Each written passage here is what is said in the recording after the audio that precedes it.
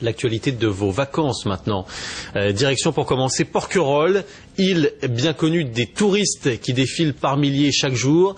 Mais ça ne perturbe pas la quiétude d'un moine orthodoxe. Il vit là-bas depuis 15 ans en se consacrant à une seule tâche, la réhabilitation d'un vieux fort militaire.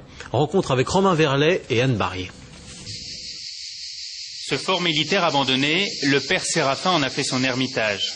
Moine orthodoxe, il a choisi de s'isoler sur l'île de Porquerolles après plusieurs années au monastère Simonos Petra, au mont Athos, en Grèce. On a ici la copie conforme du mont Athos, mais en miniature. C'est évidemment la même mer, la même végétation, les mêmes chemins piétonniers, et vraiment, je dirais, la même solitude.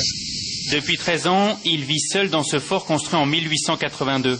Un fort de 1000 mètres carrés qui n'a jamais servi à l'armée française.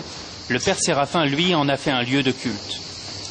C'est donc une pièce qui défendait le fort. À travers les meurtrières, on pouvait atteindre l'ennemi. Mais vu l'architecture qui se trouve là, quand je suis arrivé là, j'ai dit vraiment cette pièce, on a l'impression qu'elle était faite pour une chapelle.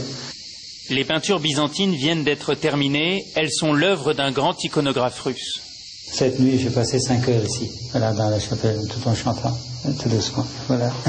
Réveillez aussi sur nos pécheurs, ta lumière éternelle, par les prières de la Mère de Dieu. Le travail manuel des moines, c'est surtout un travail de détente. La vie spirituelle, c'est l'essentiel, mais on ne peut pas toujours être à l'église avec son chapelet à la main. Temps de méditation aussi dans l'ancien poste de commandement, et dehors, à la place des canons, sonne le carillon pour les offices.